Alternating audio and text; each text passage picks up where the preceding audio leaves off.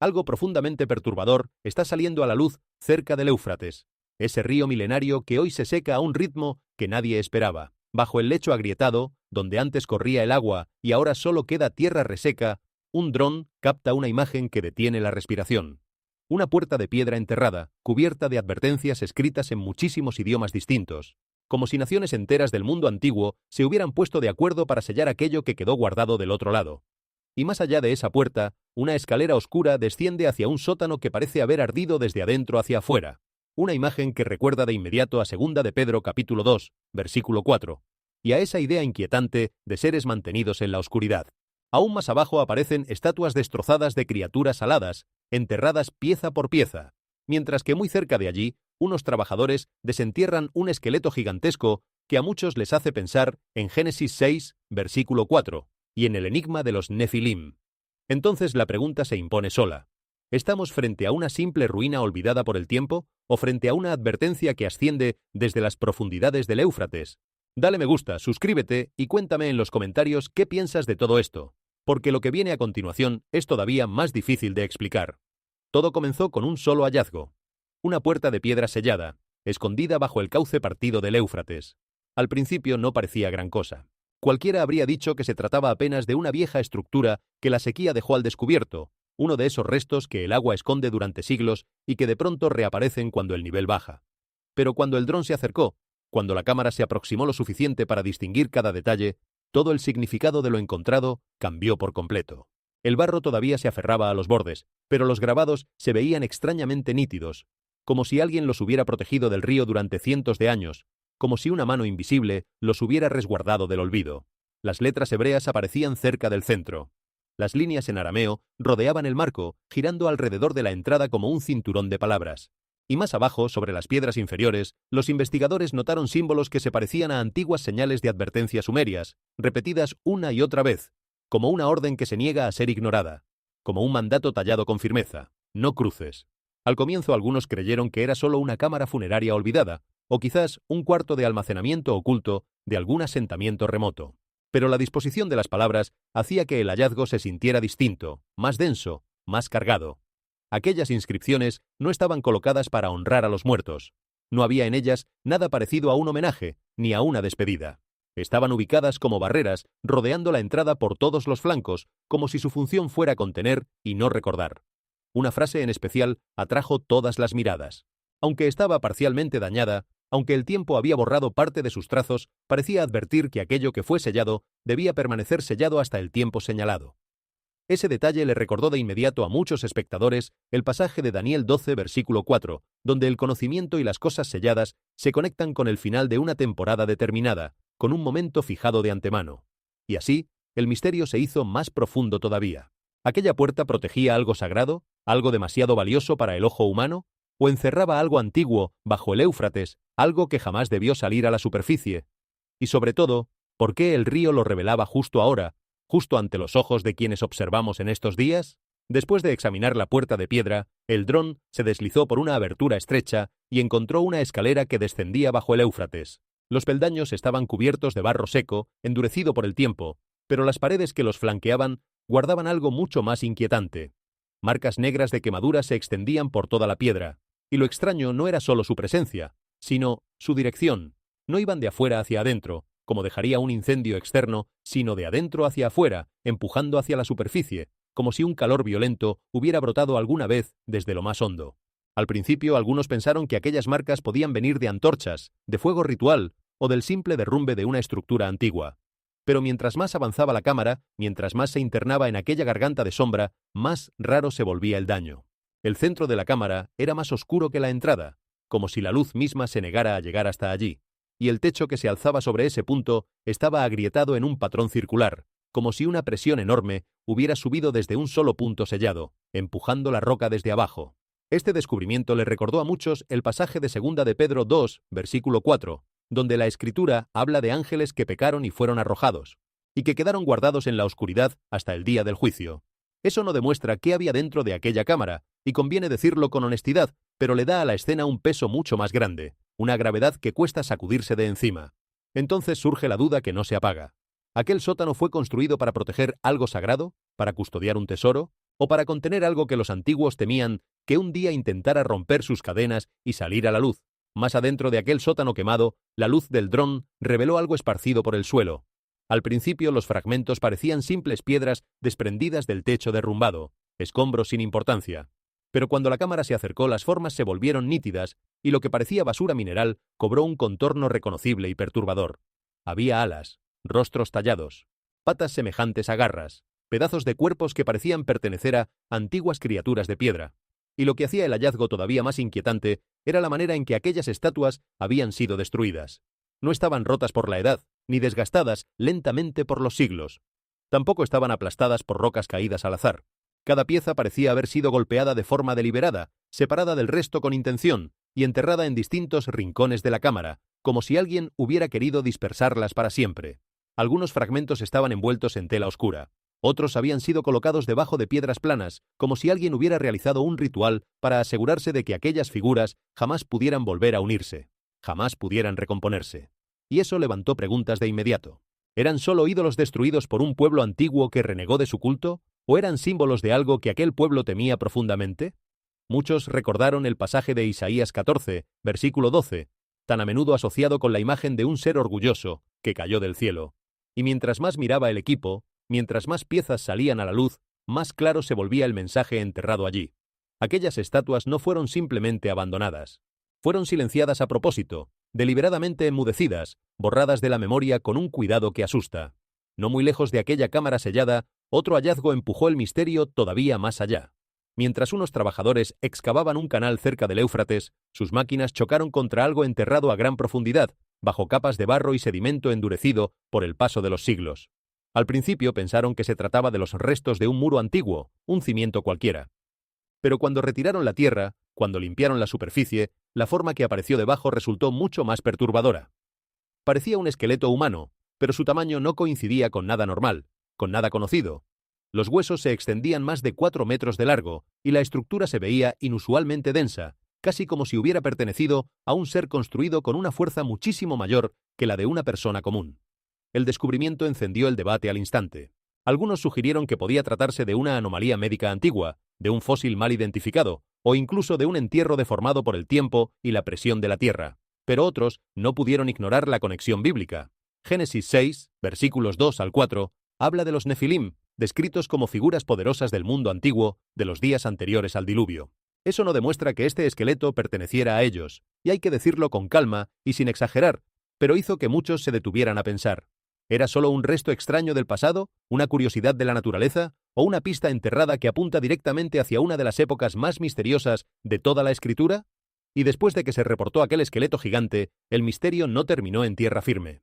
A pocos kilómetros del Éufrates, un lago poco profundo que casi se había secado por completo, dejó al descubierto algo hundido en el lodo. Al principio el equipo de reconocimiento creyó estar mirando viejos equipos de riego, o quizás los restos de un antiguo muelle. Pero cuando limpiaron el barro, la forma se volvió imposible de ignorar. Enormes cadenas de metal yacían atravesadas sobre el fondo del lago. Cada eslabón era más grande que el pecho de un hombre, demasiado grueso para prisioneros comunes, demasiado pesado para ser parte de una herramienta corriente. La superficie era oscura, pero no parecía hierro ni bronce. Y lo más extraño de todo, las primeras pruebas no lograban ubicar con facilidad aquel material dentro de ninguna aleación antigua conocida. Ese detalle cambió por completo la atmósfera alrededor del hallazgo. Aquello no parecían cadenas hechas para sujetar seres humanos. Parecían cadenas hechas para retener algo muchísimo más fuerte. Muchos espectadores recordaron el pasaje de Judas 1, versículo 6, donde la Escritura habla de ángeles que no guardaron su debido lugar y que son mantenidos en prisiones eternas, bajo oscuridad. Así que la pregunta sigue en pie, flotando sobre el agua turbia. ¿Qué se suponía que debían retener esas cadenas? ¿Y por qué quedaron abandonadas justo aquí, junto al Éufrates, esperando a que la sequía las devolviera a la vista? Después de encontrar aquellas extrañas cadenas cerca del Éufrates, otro reporte llamó la atención sobre una cueva antigua, no muy lejos de la orilla del río. Los habitantes de la zona contaban que cuando caía el sol, a veces podía escucharse un susurro grave que salía desde lo más profundo de la piedra. Al principio muchos lo descartaron como el viento colándose por grietas estrechas, o como el agua moviéndose bajo tierra. Pero esas explicaciones se volvieron más difíciles de aceptar cuando el sonido comenzó a regresar en patrones repetidos, con una regularidad que la casualidad no explica. Se colocó un pequeño dispositivo de grabación cerca de la entrada de la cueva, y lo que capturó no era fuerte, No era estruendoso, pero sí profundamente perturbador. Los tonos subían y bajaban como un habla rota, con pausas que parecían demasiado estructuradas para ser producto del azar. Algunos investigadores propusieron que aún podía tratarse de un eco natural, moldeado por la forma de las paredes de la cueva. Otros, en cambio, se preguntaban por qué aquel sonido se volvía más intenso justo cerca de la cámara más antigua, la más profunda de todas. Para quienes conocen la Biblia, esto encendió una advertencia seria de inmediato.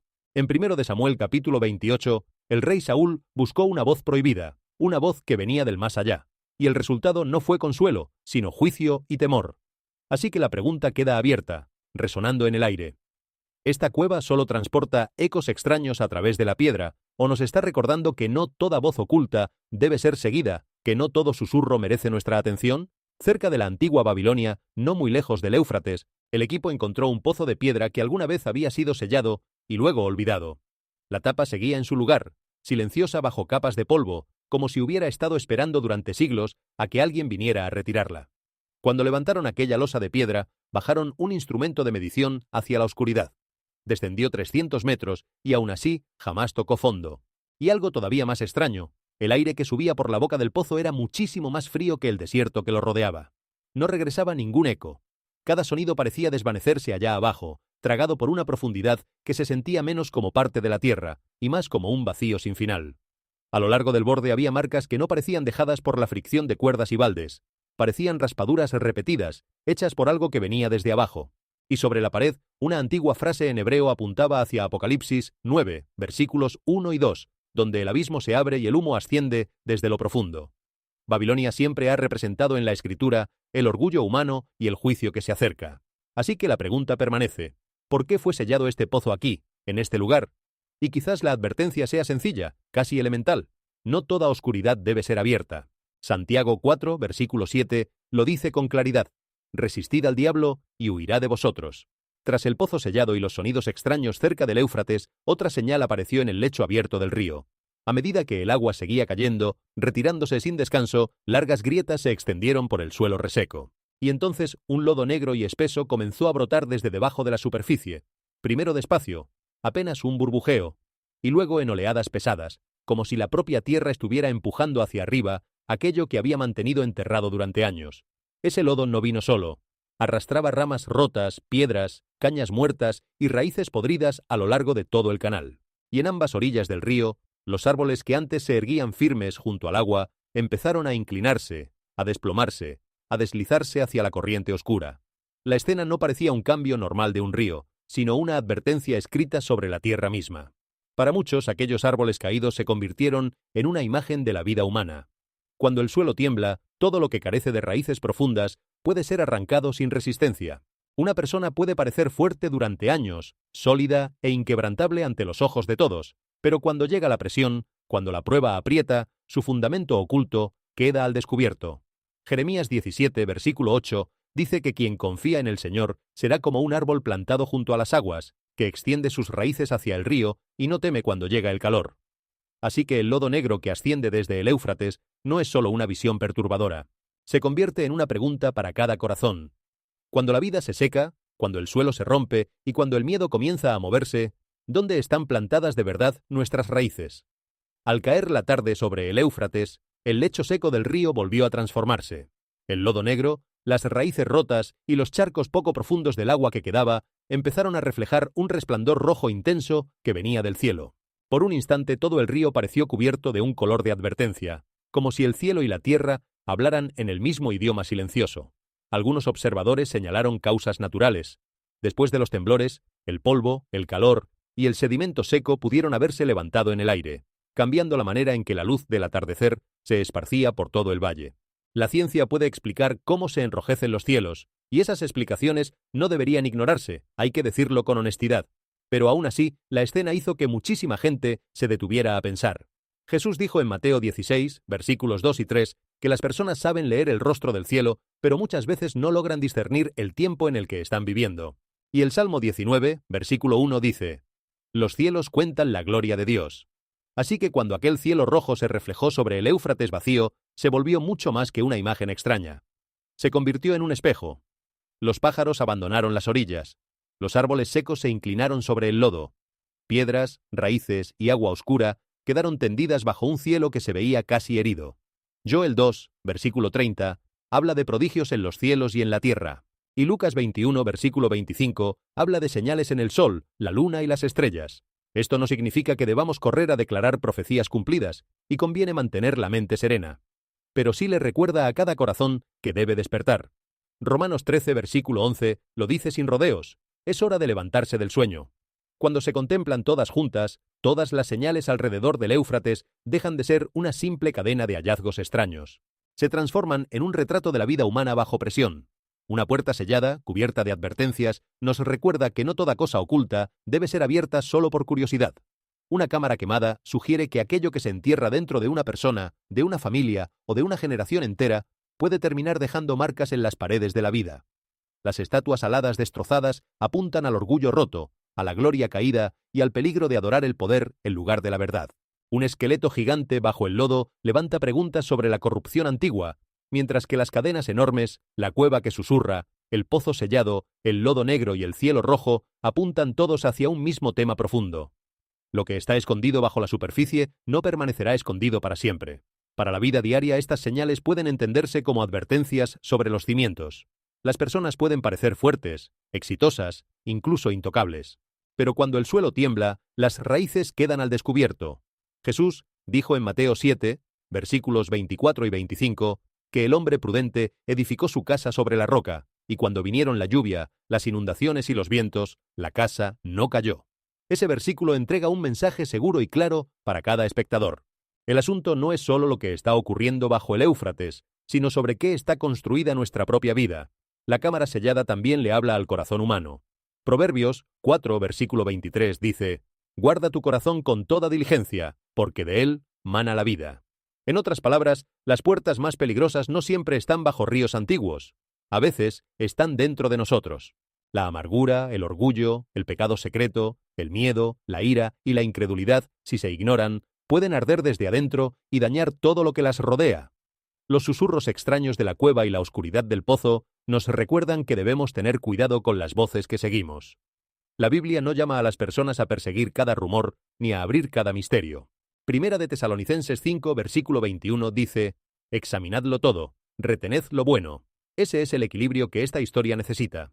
Podemos observar eventos inusuales, hacer preguntas y conectarlos con la Escritura, pero no debemos convertir la curiosidad en miedo, ni la especulación en certeza. El cielo rojo y el lodo negro traen la última lección.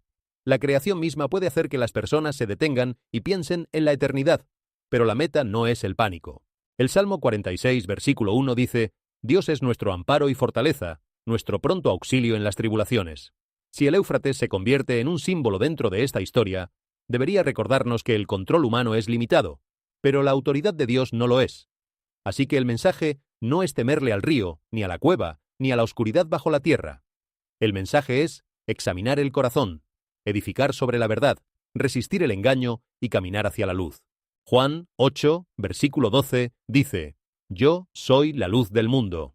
Cada descubrimiento se convierte, por lo tanto, en un espejo que nos pregunta si nuestras decisiones nos están acercando a la humildad, al arrepentimiento, a la misericordia y a una confianza más firme en el Señor, hoy, ahora mismo. La lección de estos acontecimientos no es que las personas deban vivir con miedo de lo que pueda estar oculto bajo el Éufrates.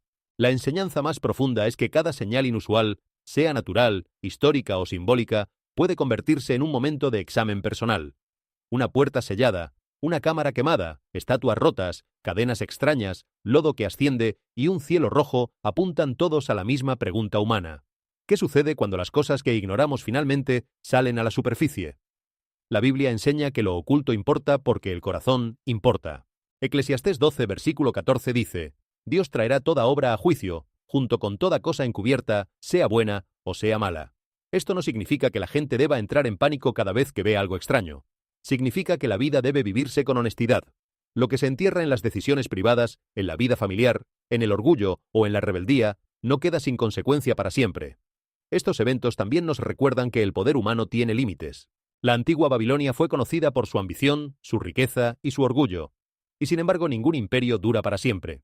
Isaías 40, versículo 8 dice: «La hierba se seca, la flor se marchita, mas la palabra de nuestro Dios permanece para siempre». Los ríos se secan, las piedras se agrietan, las civilizaciones desaparecen, pero la verdad de Dios permanece firme cuando todo lo demás se tambalea. Otra lección es el discernimiento. No todo misterio debe perseguirse, y no todo rumor debe creerse.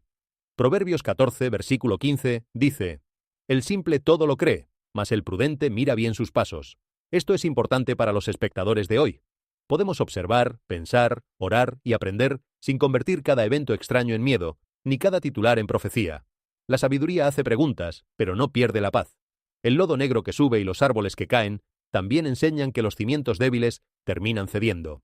Una vida construida solamente sobre el éxito, el entretenimiento, la ira o el orgullo puede parecer estable durante una temporada, pero la presión revela lo que hay debajo. Colosenses 3, versículo 2, dice: Poned la mira en las cosas de arriba, no en las de la tierra. Es un llamado a vivir con prioridades eternas y no solo con preocupaciones pasajeras. Y lo más importante de todo, estas señales deberían llevar a las personas de regreso a la humildad. Segunda de Crónicas 7, versículo 14, dice que si el pueblo de Dios se humilla, ora, busca su rostro y se aparta de sus malos caminos, Él escuchará desde el cielo. La respuesta correcta no es la obsesión con la oscuridad, sino un regreso a la oración, al arrepentimiento, a la misericordia y a la verdad. Así que la lección final es sencilla. Cuando el mundo se siente inestable, no dejes que el miedo se convierta en tu guía. Deja que la sabiduría te guíe. Deja que la escritura te corrija. Deja que la oración te sostenga. Deja que la humildad te acerque a Dios. Filipenses 4, versículos 6 y 7. Les recuerda a los creyentes que no se angustien por nada, sino que presenten sus peticiones a Dios, y su paz guardará sus corazones y sus mentes por medio de Cristo Jesús. El Éufrates puede levantar preguntas, pero la respuesta para el alma humana sigue siendo clara. Despierta, camina con sabiduría, elige la luz y edifica tu vida sobre aquello que no puede ser sacudido. Después de escuchar sobre puertas selladas, cámaras quemadas, estatuas rotas, cadenas extrañas y un lecho de río cubierto de lodo y luz roja, el corazón necesita algo más que misterio. Necesita esperanza. La Biblia nunca niega que el mundo pueda sentirse incierto, pero tampoco deja a las personas atrapadas en el miedo. Una y otra vez, la Escritura muestra a gente común de pie en medio de momentos oscuros, descubriendo que Dios seguía cerca, seguía guiando y seguía siendo capaz de traer vida donde todo parecía seco. Piensa en Agar en el desierto. No le quedaban fuerzas, no tenía un futuro claro, ni ninguna respuesta a la vista. Y sin embargo, Génesis 21, versículo 17, dice: Oyó Dios la voz del muchacho. Entonces Dios abrió sus ojos y ella vio un pozo de agua. Esa historia nos enseña que, incluso cuando las personas se sienten abandonadas, Dios ve lo que ellas no pueden ver. Un lugar seco todavía puede convertirse en un lugar de provisión. Considera a la viuda de Sarepta.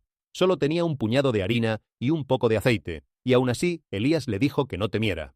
En 1 de Reyes 17, versículo 14, el Señor prometió que la harina no se acabaría y que el aceite no faltaría. Su hogar se convirtió en un testimonio de que una fe pequeña puede sobrevivir a las temporadas más duras. Cuando los recursos parecen escasos, Dios todavía puede sostener a una familia, un día a la vez. Josué también enfrentó un futuro que daba miedo. Moisés ya no estaba. El pueblo se encontraba frente a nuevas batallas, y el camino por delante era desconocido. Pero Dios dijo en Josué 1, versículo 9, Esfuérzate y sé valiente, no temas. Este no es un mensaje de negación, es un llamado a avanzar con la presencia de Dios. El valor no significa que no haya peligro, el valor significa que el miedo no tiene la última palabra. También está la historia de Josafat. Un gran ejército vino contra Judá, y el rey admitió que no sabía qué hacer. Su oración en 2 de Crónicas 20, versículo 12 dice: En ti fijamos nuestros ojos. Esa frase es poderosa para cualquier generación. Cuando las personas no pueden controlar los acontecimientos, todavía pueden elegir hacia dónde miran. El pánico mira la amenaza hasta que ésta se agranda. La fe mira a Dios hasta que el alma vuelve a estar firme. Cuando Jerusalén estaba bajo presión, el rey Ezequías tomó una carta amenazante, la llevó a la casa del Señor y la extendió delante de Dios. No fingió que el peligro era pequeño. Llevó el miedo a la oración. Segunda de Reyes, 19, versículo 19, registra su clamor. Ahora pues, oh Señor Dios nuestro, te ruego que nos salves. Su historia les recuerda a los espectadores que la oración no es debilidad. La oración es el lugar donde las personas asustadas colocan las cargas pesadas en manos más fuertes. El libro de Lamentaciones fue escrito en medio del dolor, y aún así contiene una llama brillante de esperanza. Lamentaciones 3, versículos 22 y 23 dice: Por la misericordia del Señor no hemos sido consumidos, Nuevas son cada mañana. Este versículo ayuda a la gente a volver a respirar, incluso después de la pérdida, la confusión o el temblor. La mañana todavía puede llegar. La misericordia de Dios no se agota con los problemas de ayer. En el Nuevo Testamento, un hombre ciego llamado Bartimeo se sentaba junto al camino y clamaba a Jesús. Muchos intentaron callarlo, pero él siguió llamando. Marcos 10, versículo 52, dice que Jesús le dijo: «Vete, tu fe te ha salvado». De inmediato recibió la vista y siguió a Jesús. Su historia enseña que las personas no deben permitir que el ruido del miedo, la vergüenza o la opinión pública les impida acercarse a Cristo. El buen samaritano ofrece otra clase de esperanza. Un hombre herido fue dejado en el camino, ignorado y abandonado. Pero Lucas 10, versículo 33, dice que un samaritano lo vio y tuvo compasión. Se acercó, curó sus heridas y lo llevó a un lugar seguro.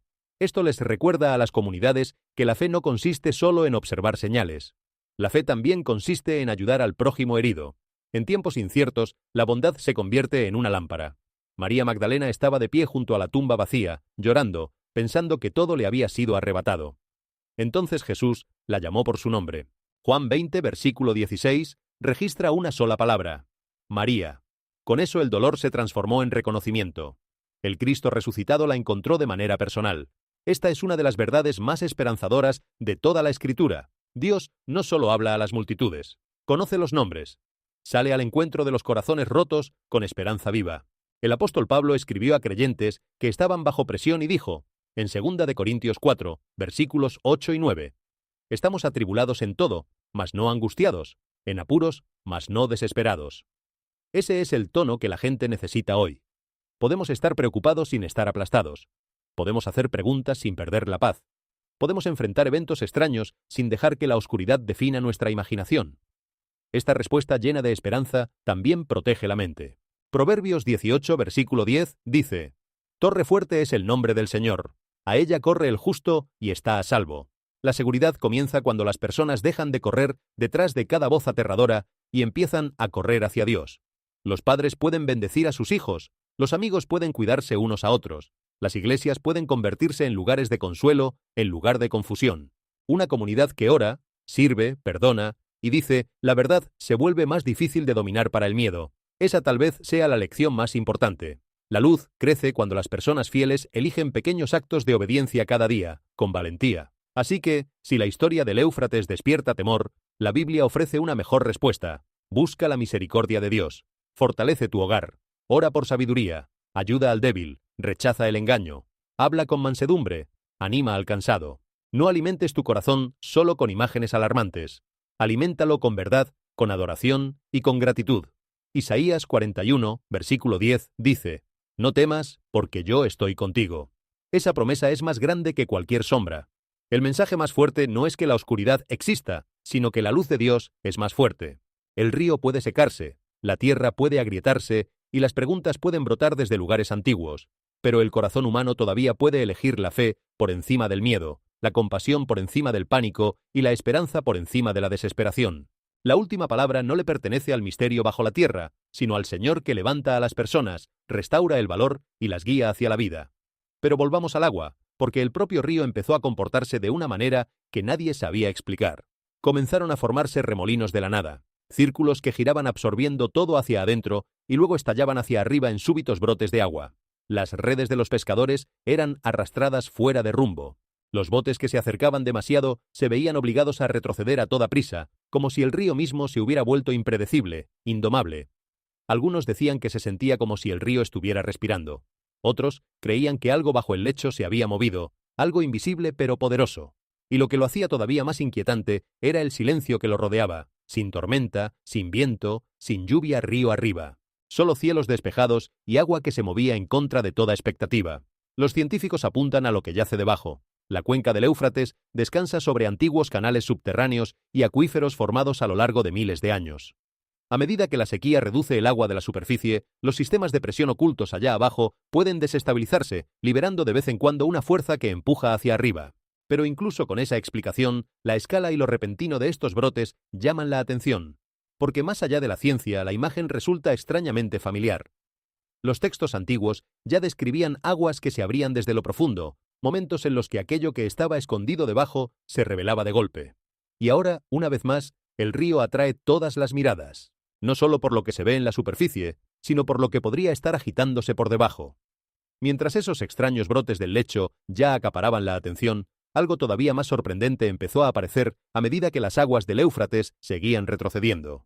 A lo largo de los bordes que el río abandonaba, el agua se retiró lo suficiente para dejar al descubierto algo mucho más inquietante que el simple movimiento: una estructura. Lo que al principio parecía tierra agrietada y sedimento disperso, pronto reveló otra cosa por completo.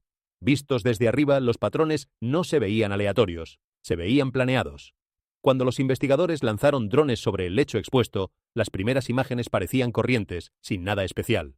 Pero a medida que las cámaras subían, el paisaje comenzó a cambiar. Aparecieron líneas, largas, rectas y de contornos definidos, ángulos que se cruzaban con precisión. Y luego llegaron las formas, cuadrados y rectángulos dispuestos en grupos, demasiado organizados para ser obra únicamente de la naturaleza. Las formaciones se extendían por amplias secciones del lecho del río, dibujando trazados sorprendentemente parecidos a los cimientos de edificios. En algunas zonas, espacios abiertos separaban bloques más grandes, sugiriendo calles, patios o pasillos. Mientras más alto volaban los drones, más claro se volvía todo. Aquello no era una sola estructura. Era un sistema enterrado. Los arqueólogos no tardaron en prestar atención. Este río ha estado siempre ligado al corazón de Mesopotamia, una región donde tomaron forma algunas de las primeras civilizaciones humanas. Imperios como Babilonia y Asiria florecieron alguna vez junto a estas aguas, construyendo ciudades que dependían por completo del flujo del río. A lo largo de los siglos, las corrientes cambiantes y las inundaciones repetidas sepultaron muchos de esos asentamientos bajo capas de limo y de tiempo. Y ahora esas capas están siendo retiradas una a una. A medida que el nivel del agua sigue bajando, más de estos contornos ocultos salen a la vista. Algunos investigadores creen que podrían ser los restos de pueblos olvidados, lugares que existieron mucho antes de que la escritura pudiera conservar sus nombres. Otros sugieren que pudieron ser centros de comercio o administrativos, que controlaban el movimiento y los recursos a lo largo de una de las vías fluviales más importantes del mundo. Pero lo que hace este descubrimiento verdaderamente asombroso no es solo lo que se ve, sino cuánto hay. No se trata de ruinas dispersas. Desde el aire aparecen secciones enteras de lo que parecen comunidades organizadas, estructuradas, intencionales y extensas, como si un fragmento de la historia, largamente enterrado en silencio, estuviera reensamblándose lentamente a plena vista. Y con cada día que pasa, se revela más, lo que plantea una pregunta más profunda. Si asentamientos enteros pueden permanecer ocultos durante siglos bajo el río, ¿cuánto más seguirá esperando allá abajo? ¿Qué crees que son realmente estas estructuras? Déjame tu opinión en los comentarios. Durante los reconocimientos que continuaban a lo largo de los tramos expuestos del Éufrates, los investigadores hicieron un descubrimiento que de inmediato cambió la dirección y la intensidad de toda la investigación. Lo que al principio parecía un montículo endurecido de sedimento seco, fue revelando poco a poco algo mucho más inusual. A medida que los trabajadores retiraban con cuidado las capas de barro, el contorno de una enorme forma humanoide empezó a tomar cuerpo. Al comienzo los investigadores supusieron que no era más que un fragmento de piedra derrumbado, o parte de una columna rota de alguna estructura antigua. Pero con cada capa que quitaban, los detalles se volvían más nítidos y más difíciles de explicar. La figura era gigantesca. Detengámonos un momento en el panorama completo, porque conviene entender por qué todo esto se siente distinto. El río visible se está secando. Los niveles del agua están bajando. Secciones enteras de terreno que estuvieron ocultas durante siglos ahora quedan expuestas. Y debajo de esa superficie, formaciones inusuales y estructuras antiguas están empezando a aparecer. La ciencia apunta a la sequía, a los sistemas de represas y a los patrones climáticos, pero esas explicaciones solo describen el cómo, no el por qué ahora. Porque lo que resalta no es solo el cambio, sino el momento y el patrón que se está formando a su alrededor. Lucas 21, versículo 25, describe un momento de angustia y perplejidad, un tiempo en el que las personas pueden ver los acontecimientos con claridad, pero no logran explicarlos del todo. Esa palabra perplejidad encaja exactamente con lo que estamos viendo. El río se seca, los descubrimientos emergen y todo ocurre dentro de un periodo muy corto de tiempo. Eso crea una secuencia, no un azar. Eclesiastés 3, versículo 1, dice: todo tiene su tiempo, y todo lo que se quiere debajo del cielo tiene su hora. Si el tiempo importa, entonces este momento importa. El Éufrates está cambiando, y lo que revela ocurre de manera demasiado precisa, demasiado rápida y demasiado consistente para ignorarlo. Esto ya no se trata solo de un río, se trata de un patrón, y los patrones son la manera en que las señales se revelan. Bajo el Éufrates que se seca, lo que sale a la luz Tal vez no sea únicamente historia antigua. Tal vez sea el eco de una rebelión olvidada. Entre los descubrimientos más llamativos hay una formación que se parece a un zigurat, una pirámide escalonada típica de las antiguas civilizaciones mesopotámicas. Estas no eran construcciones cualquiera. Eran templos elevados, levantados con precisión, diseñados para alcanzar las alturas y a menudo asociados con la comunicación entre el cielo y la tierra. Y aquí la conexión se vuelve imposible de ignorar. En Génesis capítulo 11, la humanidad se reunió en un solo lugar y construyó la Torre de Babel, una estructura destinada a llegar hasta los cielos. No fue solo arquitectura, fue un acto de desafío, un intento unido de retar la autoridad divina. Y la figura central que suele vincularse a ese movimiento fue Nimrod, descrito como un gobernante poderoso que estableció las primeras ciudades de Mesopotamia, la misma región por la que fluye el Éufrates. Ahora, con una estructura que se parece a un zigurat emergiendo desde debajo de este mismo río, los hilos históricos y bíblicos comienzan a entrelazarse. Los zigurats no eran simples monumentos, funcionaban como centros de culto. Los sacerdotes ascendían por estas estructuras para realizar rituales, ofrendas y ceremonias dirigidas a los dioses de aquel tiempo. Esas prácticas eran profundamente espirituales, pero no estaban alineadas con la adoración que describe la Escritura. Más bien se asociaban con la idolatría, con rituales ocultos y con sistemas que reemplazan la verdad por una creencia fabricada. La pregunta no es si los zigurats existieron, eso está bien documentado.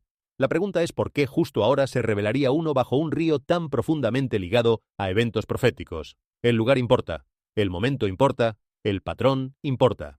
Porque cuando una estructura vinculada a antiguos sistemas de culto, posiblemente ligada a Babel, posiblemente ligada a Nimrod, reaparece mientras el Éufrates se seca, obliga a una reflexión más profunda. No solo sobre la historia, sino sobre lo que esa historia representó. Un sistema de adoración construido fuera de Dios, una estructura diseñada para alcanzar el cielo sin sumisión, un patrón de rebelión que comenzó en el principio. Y ahora algo que se parece a ese mismo sistema está siendo desenterrado otra vez. Coméntame abajo, ¿crees que esto es solo una estructura antigua o algo más? ¿Y si la señal más importante no está bajo el río, sino sobre él? Mientras la atención seguía fija en lo que se descubría a lo largo del Éufrates, otra capa de reportes empezó a salir a la superficie. Esta vez, no desde el suelo, sino desde el cielo. En grabaciones recientes y en relatos de testigos que circulan en Internet, aparecen afirmaciones sobre una figura alada que se desplaza por el horizonte. No como un ave, no como ninguna aeronave conocida, sino algo descrito como grande, silencioso y claramente no humano en su forma de moverse. Las descripciones se mantienen consistentes en distintos relatos. Una envergadura amplia, un movimiento lento y controlado, ninguna propulsión visible, ningún sonido que coincida con un vuelo mecánico. La figura aparece por un instante y luego desaparece, dejando atrás más preguntas que respuestas. No existe verificación científica confirmada de estos avistamientos, ni identificación oficial alguna, pero es el patrón de los reportes lo que llama la atención. Porque para muchos, esta imagen no es desconocida. En los textos bíblicos, los seres alados no son algo raro. Los ángeles aparecen una y otra vez en la Escritura. Pero la importancia del Éufrates no se detiene en la historia. Llega hasta las Escrituras. En Génesis 2, versículo 14, el Éufrates es nombrado como uno de los 4 ríos que fluían desde el Edén, el mismísimo comienzo de la narración bíblica. Solo eso ya lo distingue de todos los demás. No es únicamente un río de naciones, es un río ligado a los orígenes. Luego, a lo largo del Antiguo Testamento, aparece una y otra vez como una línea fronteriza, un límite de reinos, un marcador de territorio, un borde que divide a los poderes. Representa el control, la expansión y la restricción, todo al mismo tiempo. Pero es en el libro del Apocalipsis donde el significado se vuelve muchísimo más intenso. Allí ya no es solo una frontera entre naciones. Se convierte en un límite de contención. En Apocalipsis 9, versículo 14, algo se describe como atado junto al río, retenido, restringido, sin libertad para moverse hasta un momento específico. Y luego en Apocalipsis 16, versículo 12, se describe que el propio río se seca, no como un desastre al azar, sino como una preparación, un paso, una transición previa a que algo se desate. Eso es lo que hace al Éufrates diferente de cualquier otro río de la tierra. Aparece al principio de la Biblia y aparece de nuevo al final. Está ligado a la creación y ligado a la conclusión. Y ahora en el momento presente, este mismo río, cargado de historia, marcado por la profecía, está cambiando físicamente de una manera que el mundo entero puede ver. La pregunta ya no es solo por dónde fluye, la pregunta es ¿por qué importa ahora? Porque si un lugar ha llevado significado a través de miles de años, desde el Edén hasta los imperios y hasta la profecía, entonces cualquier cambio en ese lugar nunca es solo ambiental, es significativo. Y mientras el río se retiraba, algo más avanzó hacia el frente. No una estructura, no un descubrimiento que pudieras ver, sino un sonido que no pertenecía a ese lugar. Un breve video apareció en Internet, supuestamente grabado cerca de una sección recién expuesta del Éufrates. No había nada visualmente dramático, ni figuras, ni equipos de excavación confirmados, ni marcadores oficiales, solo un encuadre silencioso interrumpido por algo profundamente inquietante. El audio no se comportaba como un ruido ambiental normal. Sube de manera despareja, se corta, regresa, casi como si estuviera luchando por atravesar algo.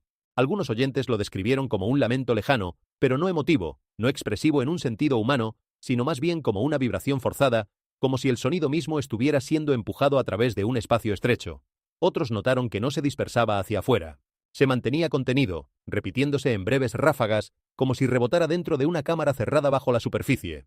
Ese detalle cambió la conversación, porque el espacio abierto absorbe el sonido, mientras que el espacio confinado lo atrapa.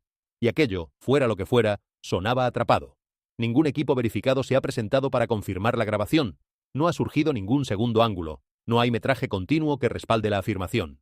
Solo un fragmento, crudo, aislado e imposible de rastrear por completo. Pero esa es exactamente la razón por la que se propagó.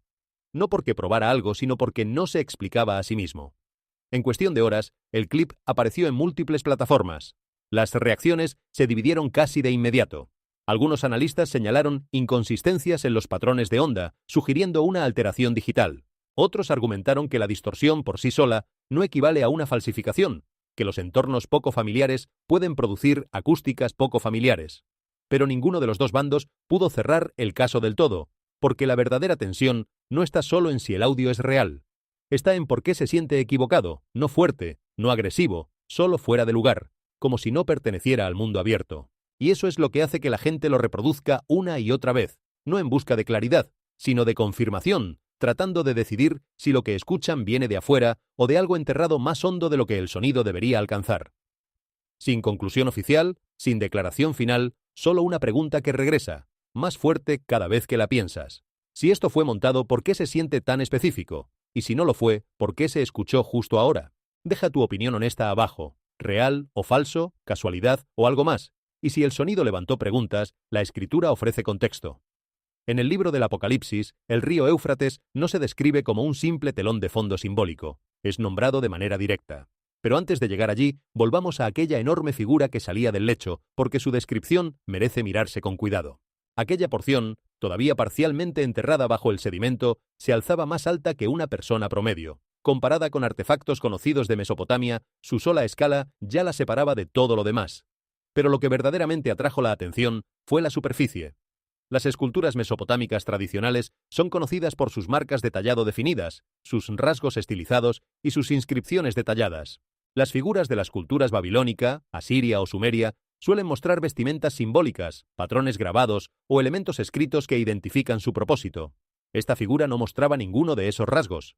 Su superficie se veía inusualmente lisa, casi como si hubiera sido pulida de forma natural con el tiempo por el agua y el sedimento. No se pudo identificar ninguna inscripción visible, ninguna marca que la vinculara con claridad a alguna tradición artística conocida.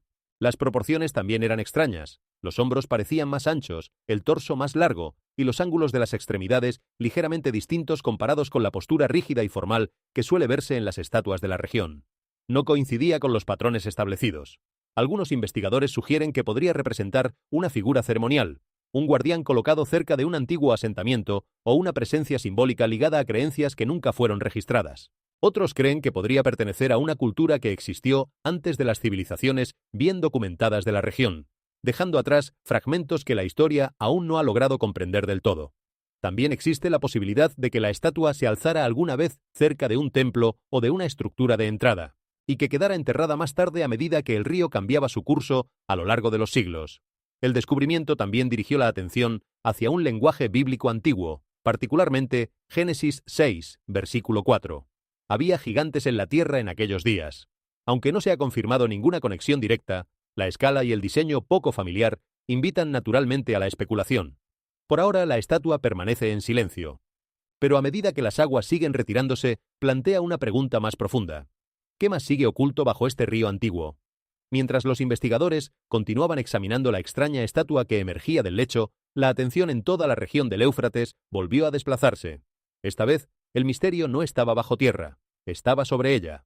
Los habitantes que viven cerca del río empezaron a reportar breves destellos de luz que aparecían en el cielo nocturno. Al principio muchos supusieron que era un relámpago común, pero las descripciones sugirieron enseguida algo diferente. No eran descargas afiladas y quebradas cruzando el cielo. En cambio, los testigos describían formas circulares brillantes, esferas suaves y radiantes que se movían lentamente a través de la oscuridad. Lo que hacía los avistamientos aún más inusuales era el momento. El cielo permanecía en calma. No se acercaba ninguna tormenta. No seguía ningún trueno. Y sin embargo, sobre ciertos tramos de la orilla, esas luces aparecían flotando en silencio antes de desvanecerse. Por su forma, muchos empezaron a referirse al fenómeno como relámpago circular. En varios relatos se decía que las esferas brillantes tenían el tamaño de una pelota de baloncesto, mientras que otras parecían considerablemente más grandes.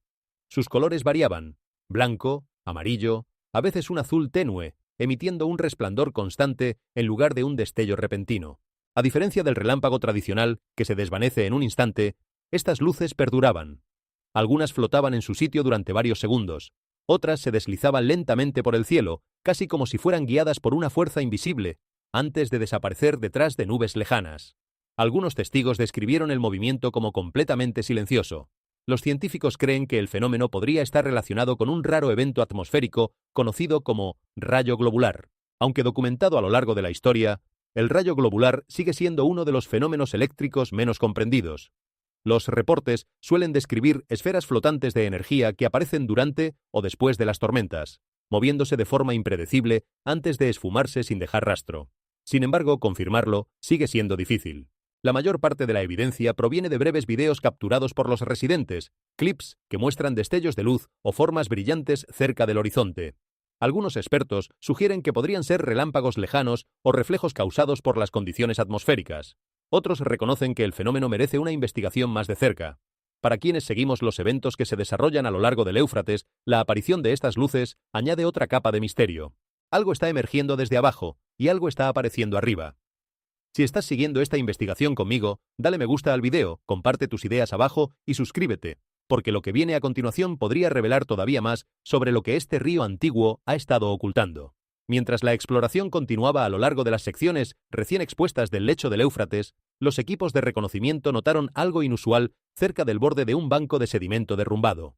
Al principio parecía apenas una depresión poco profunda causada por la erosión, pero al acercarse la forma se volvió más definida y mucho más deliberada. No era solo un hueco en el suelo, era una entrada parcialmente oculta bajo capas de barro endurecido y roca fracturada. La abertura conducía hacia una gran cueva que probablemente había permanecido sellada durante siglos. A medida que los investigadores retiraban con cuidado los escombros, la entrada se ensanchó lo suficiente para permitir el paso.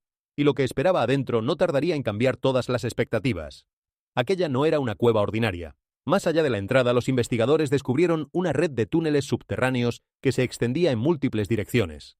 Las paredes eran inesperadamente lisas, y los pasillos seguían rutas claras y estructuradas, en lugar de los patrones irregulares que suele formar la erosión natural. En varias secciones, la roca parecía moldeada, casi tallada, sugiriendo un diseño intencional. Ese detalle levantó preguntas de inmediato. Aunque las cuevas naturales son comunes en las regiones de ríos, los túneles con dirección constante, pasillos definidos y superficies lisas a menudo apuntan a la intervención humana. Mientras más se internaba el equipo, más parecía la estructura reflejar planificación y no azar. Finalmente, los túneles se abrieron hacia una cámara central mucho más grande. El techo se elevaba muy por encima, creando un espacio amplio y hueco, distinto de los pasajes más estrechos que habían quedado atrás. Y en el centro de esa cámara, algo inesperado yacía enterrado bajo capas de barro espeso y compactado. Al principio solo eran visibles fragmentos, piezas curvas que asomaban débilmente entre el sedimento. Pero a medida que se retiraba el material que las rodeaba, la forma se volvió inconfundible. Eran los restos de una gran embarcación de madera, un barco. La estructura recordaba al esqueleto de una antigua nave de transporte. Varias vigas permanecían alineadas, formando el contorno curvo de un casco. Las costillas se arqueaban hacia arriba desde la base, mientras que los soportes transversales insinuaban dónde alguna vez pudo haber estado una cubierta. Aunque la madera se había oscurecido con la edad y la prolongada exposición a la humedad, el diseño todavía era reconocible. Los expertos señalaron que la construcción coincidía estrechamente con los primeros barcos de carga usados en toda Mesopotamia. Durante siglos, el Éufrates sirvió como una ruta comercial vital, transportando bienes como grano, piedra, metales y textiles entre las ciudades. Barcos como este habrían sido esenciales para sostener civilizaciones enteras.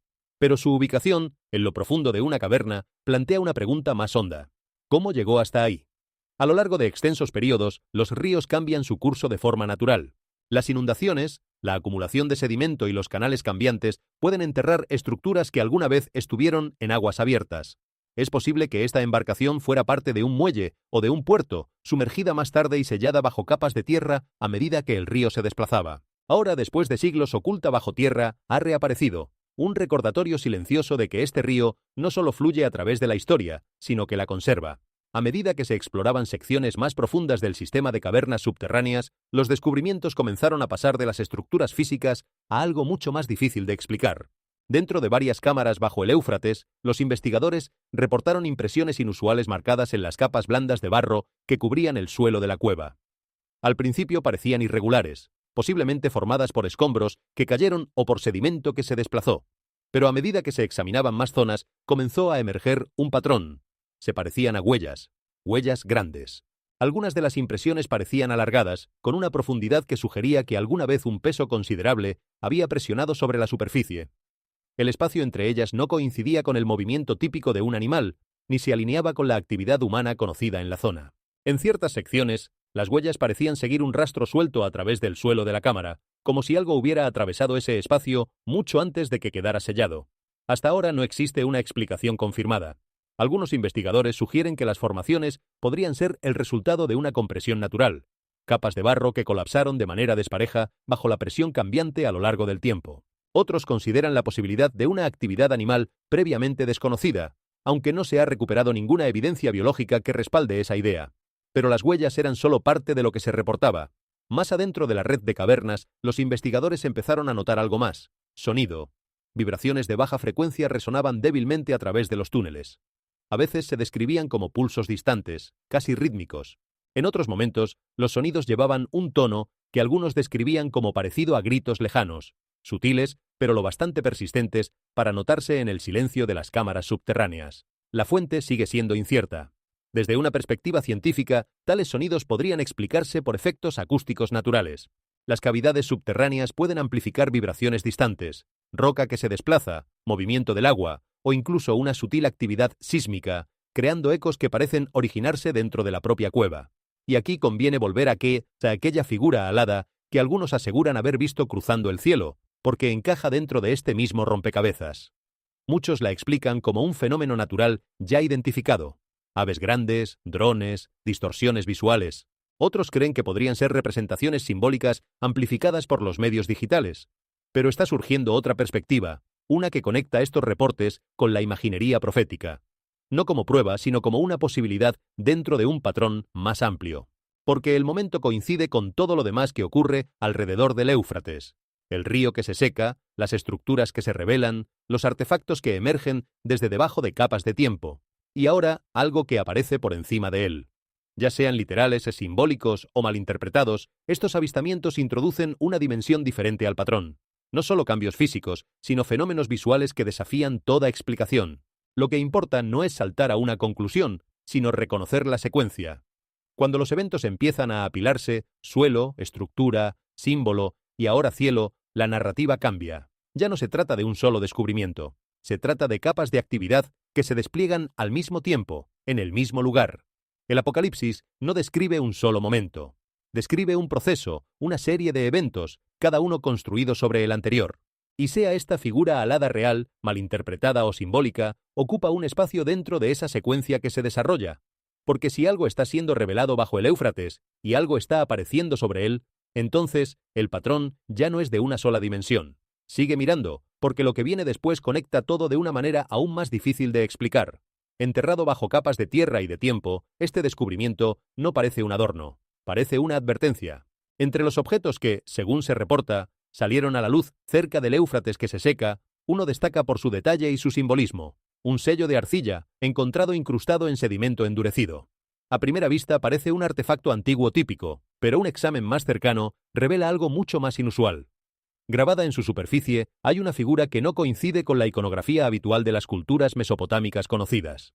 El grabado representa a un ser con alas, cuernos curvos y múltiples ojos, rasgos que se combinan en algo que no es ni completamente humano ni completamente animal. La postura es rígida, casi en guardia, como si representara autoridad o contención, más que adoración. Lo que hace este sello particularmente significativo no es solo la imagen, sino los símbolos que la rodean. Las marcas grabadas alrededor de la figura no se alinean con claridad con un único idioma conocido. Sin embargo, algunos fragmentos se parecen a elementos vistos en antiguas inscripciones sumerias y acadias, especialmente aquellas asociadas con tareas de protección, con maldiciones o con límites rituales. En contextos antiguos, los sellos no se usaban únicamente para identificar. También se usaban para asegurar, proteger o restringir el acceso, y eso plantea un punto crítico. Si este objeto funcionaba como un sello en el sentido tradicional, entonces no estaba hecho para exhibir algo, estaba hecho para contener algo. A lo largo de múltiples culturas antiguas, los sellos se colocaban en entradas, recipientes o espacios sagrados para marcar autoridad e impedir el acceso no autorizado. En algunos casos estaban ligados a rituales diseñados para atar o restringir fuerzas espirituales. Aunque las interpretaciones varían, el propósito de fondo permanece consistente. Se estaba imponiendo un límite. Esto encaja con un patrón más amplio visto en los textos antiguos, donde ciertos lugares no solo estaban habitados, sino controlados, marcados, restringidos. La presencia de una figura que combina alas, cuernos y múltiples ojos añade otra capa de ambigüedad. En la literatura bíblica, las alas suelen asociarse con seres espirituales. Los cuernos pueden representar poder o dominio. Los ojos se vinculan con frecuencia a la conciencia o a la vigilancia. Cuando estos elementos se combinan, la imagen se vuelve difícil de clasificar dentro de un marco puramente artístico. Se vuelve funcional. Sea simbólico o literal, el diseño sugiere intención, no una creación al azar, sino una representación deliberada ligada a un propósito. Y ese propósito parece ser la restricción. La interpretación más consistente no es que este sello se colocara para honrar algo, sino para limitarlo, para marcar un límite, para indicar que algo dentro o debajo de ese lugar no estaba destinado a ser accedido ni liberado. Eso cambia por completo el contexto. Porque si algo requería ser sellado, entonces el foco ya no está en el artefacto en sí, sino en aquello que estaba sellando. Una criatura que debería haber desaparecido hace millones de años forma ahora parte de un patrón que se despliega en el presente. Entre los hallazgos reportados, uno de los más perturbadores es el descubrimiento de enormes restos de serpiente, identificados por algunos como parecidos a la especie extinta conocida como Titanoboa. Esta criatura, según los registros paleontológicos establecidos, fue una de las serpientes más grandes que jamás existió, alcanzando longitudes de más de 12 metros. Suele asociarse con entornos tropicales prehistóricos, muy alejados de la geografía de Mesopotamia. Y ahí es donde comienza la contradicción. La región en cuestión no es conocida como un hábitat natural para tal especie. Su clima, su historia geológica y su registro fósil no respaldan con fuerza la presencia de una criatura de esta escala. Aunque los fósiles pueden desplazarse con el tiempo, el contexto que rodea a este descubrimiento hace difícil explicarlo únicamente mediante procesos geológicos estándar. Y más importante aún, esto no aparece como un hallazgo aislado. Está emergiendo junto a otros descubrimientos inusuales, estructuras, símbolos y artefactos, formando una secuencia en lugar de un suceso al azar. Eso desvía el foco del fósil en sí mismo hacia el patrón más amplio del que pasa a formar parte. Desde un punto de vista científico, la Titanoboa es real. Lo que permanece incierto es cómo algo parecido a ella estaría conectado con este lugar específico. La ubicación, el momento y los elementos que la rodean introducen una incertidumbre que no se resuelve con facilidad. Aquí es donde la interpretación se mueve más allá de la biología. En el lenguaje bíblico, la serpiente carga con un significado más profundo. Apocalipsis 12, versículo 9, se refiere a aquella serpiente antigua que se llama Diablo y Satanás, el cual engaña al mundo entero.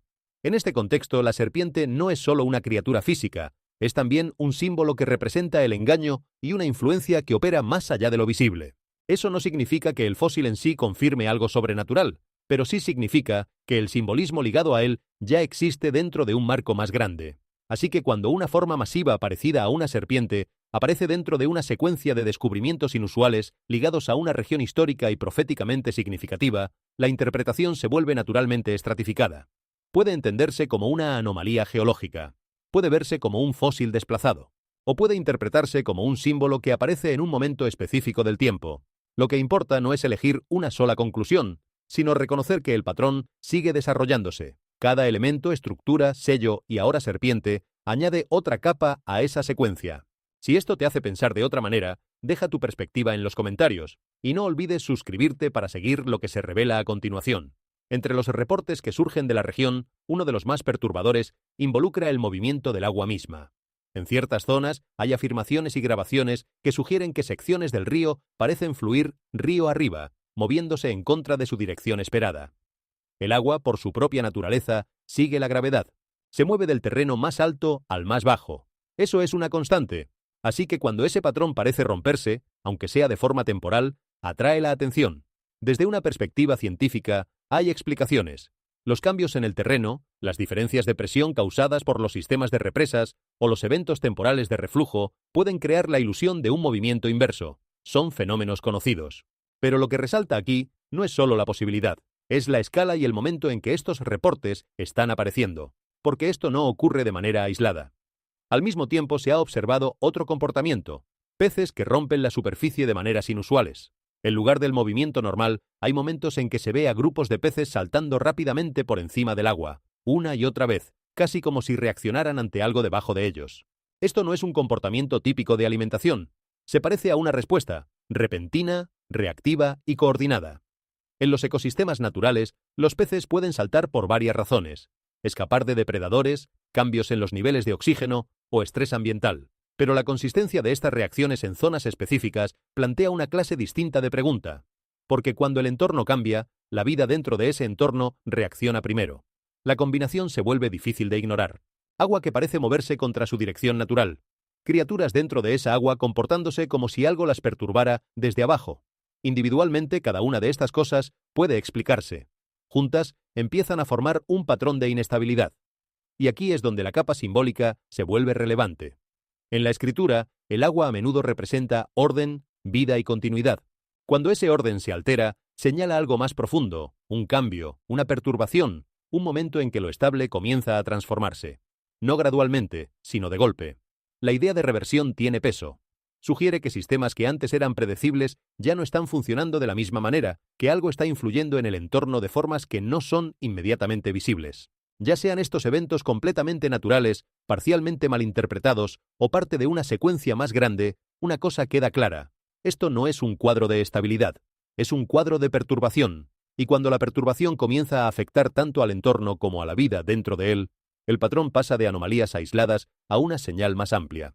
Porque cuando la naturaleza misma comienza a reaccionar, ya no es solo una observación. En el extremo más lejano del río, según se reporta, algo fue visto, y luego, con la misma rapidez, desapareció. Entre las afirmaciones más inquietantes que salen a la luz, la escritura vuelve a ofrecer un marco que cuesta ignorar, porque en el libro del Apocalipsis, el Éufrates no es un simple decorado. Es nombrado de manera directa, con un propósito. Las palabras no se despliegan de forma gradual y difusa, sino que se liberan en un punto exacto. Y luego la línea siguiente lo intensifica. Apocalipsis 9, versículo 15, afirma que esos 4 están preparados para una hora, un día, un mes y un año.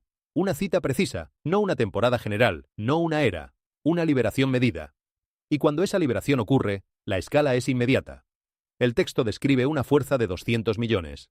Ya se interprete de forma literal o como algo más allá del conteo humano, el número en sí comunica una magnitud mayor que cualquier cosa registrada históricamente. Esto no es un evento localizado, no está confinado a una región, alcanza a toda la humanidad. El resultado se describe con claridad: una destrucción masiva. No un lenguaje simbólico cubierto de metáforas, sino una consecuencia directa ligada a una liberación que antes estaba contenida. Esa distinción es crítica, porque la contención implica que algo está siendo retenido en el presente, no destruido, no eliminado, retenido, lo que significa que la condición previa a la liberación no es ausencia, es contención. Y eso lo lleva todo de vuelta a la ubicación. ¿Por qué el Éufrates? A lo largo de la escritura se usa repetidamente como una línea fronteriza, un borde que divide territorios, poderes y movimientos. Pero aquí, en el Apocalipsis, se convierte en algo más que una frontera entre naciones. Se convierte en un límite entre estados de la realidad, entre lo que se permite moverse y lo que no. Así que cuando el río está estable, el límite permanece intacto. Pero cuando el río cambia, cuando se seca, se debilita o se desplaza, la atención se dirige a lo que ese límite estaba manteniendo. No como especulación, sino como secuencia. Primero, algo es atado. Luego, se fija un momento. Después, sigue la liberación. Nada en ese orden se describe como accidental, y nada en él sugiere azar. lo que deja una tensión en el centro del texto. Si algo ha estado retenido en su lugar durante un tiempo señalado, entonces la verdadera pregunta no es si existe, sino si ese tiempo se acerca. Si algo está atado, entonces, ¿dónde está siendo retenido? El libro del Apocalipsis ofrece una descripción que es a la vez directa y perturbadora. Habla de un lugar llamado el abismo, el pozo sin fondo, no en algún sitio lejano, sino algo conectado con la tierra misma. En Apocalipsis capítulo 9 se entrega una llave, y ese pozo se abre. La primera señal no es movimiento, no son figuras, sino humo que asciende desde abajo, no derivando por el cielo, sino empujando hacia arriba desde debajo del suelo, como si algo en lo profundo hubiera estado sellado durante muchísimo tiempo y ahora estuviera rompiéndose para salir. Ese detalle lo cambia todo, porque esto no es algo que cae desde arriba, es algo que sale desde debajo. Y luego la escena se intensifica. De ese humo emergen criaturas. Se describen como parecidas a langostas, pero con el poder de escorpiones. No insectos ordinarios, no animales naturales comportándose de maneras familiares. Estos seres se describen con autoridad, como si sus acciones estuvieran controladas, permitidas y programadas en el tiempo. Lo que significa una sola cosa. No siempre fueron libres, estuvieron contenidos. El texto no especifica la ubicación exacta de este pozo, pero claramente lo sitúa dentro de la tierra. Eso plantea una posibilidad difícil de ignorar. Aquello que aquí se describe no está lejos. Está oculto bajo la superficie, sellado hasta el momento en que se abre, y cuando ese momento llega, no libera silencio. Libera actividad. La secuencia es precisa. El pozo se abre, el humo asciende, los seres emergen, y luego sigue el impacto. No hay azar en el orden. Todo se despliega paso a paso como si hubiera sido dispuesto mucho antes de suceder. Eso lleva a una pregunta más profunda. Si algo puede ser liberado, entonces debió haber sido mantenido en su lugar, no destruido, no eliminado, sino retenido intencionalmente. Durante siglos la humanidad ha explorado la superficie de la Tierra, pero lo que yace debajo permanece en gran parte desconocido, vasto, oscuro e inalcanzable. La Escritura sugiere que no todo ese espacio está vacío. Parte de él podría estar contenido. Y si la contención existe, entonces la liberación también debe existir. Así que la pregunta se vuelve inevitable. ¿Podría existir algo bajo la superficie, sellado por un tiempo específico, esperando? Y si esa posibilidad te hace detenerte a pensar, aunque sea por un instante, tómate un momento para darle me gusta al video y suscribirte, porque lo que viene a continuación conecta aún más hondo que esto. ¿Y si lo que está sucediendo ahora ya sucedió antes? Jesús hizo una afirmación que suena sencilla, pero que carga con un significado más profundo. Dijo que los últimos días serían como los días de Noé. La mayoría de las personas piensan que eso solo se refiere a un mundo que se vuelve más pecaminoso, pero la Biblia muestra que fue más que eso. En los tiempos de Noé, el problema no era únicamente el comportamiento humano. Sí, la gente estaba corrompida, la violencia aumentaba, la sociedad estaba quebrada, pero Génesis describe algo inusual, algo que iba más allá de la vida humana normal. En Génesis 6, versículo 4, se mencionan los Nefilim.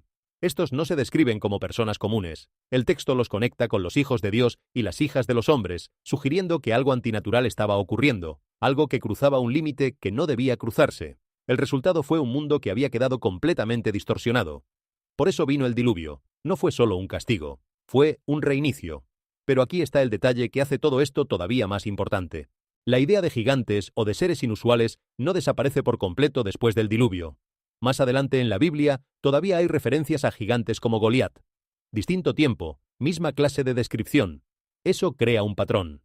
Algo aparece, algo es removido, algo aparece de nuevo, y eso es exactamente a lo que Jesús apuntaba.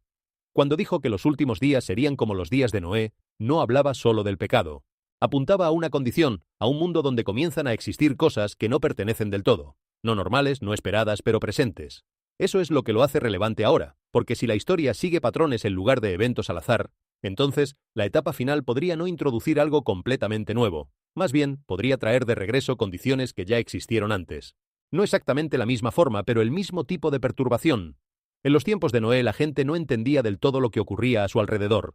La vida continuaba, las personas comían, trabajaban, construían y hacían planes mientras algo más profundo se desarrollaba en el trasfondo. La advertencia estaba ahí, pero no se tomó en serio.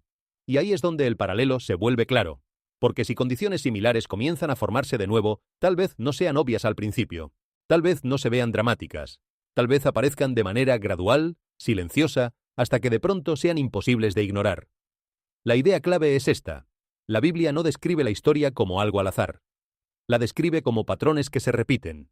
Y si los días de Noé son el modelo, entonces los últimos días no tratan solo de lo que la gente hace, sino de lo que empieza a aparecer junto a ellos. La reacción llegó antes que la explicación. En distintas regiones las personas están notando algo que no logran describir del todo.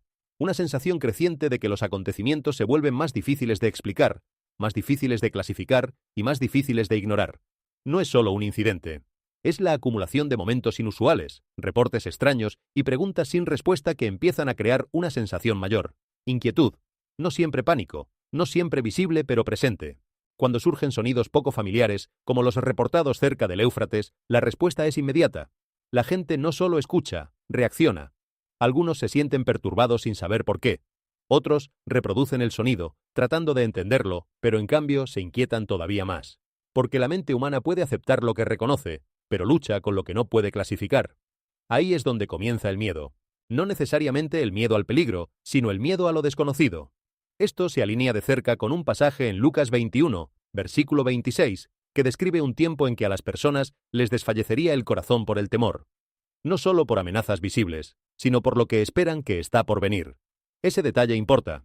Sugiere que el miedo no se dispara únicamente por los eventos, sino por la anticipación de algo que aún no ha aparecido del todo. Una conciencia que crece sin una respuesta clara. Al mismo tiempo, las explicaciones siguen divididas. Por un lado domina el razonamiento natural.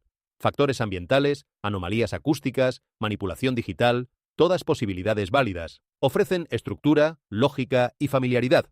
Mantienen lo desconocido dentro de límites manejables. Por el otro lado, hay especulación que se mueve más allá de lo físico.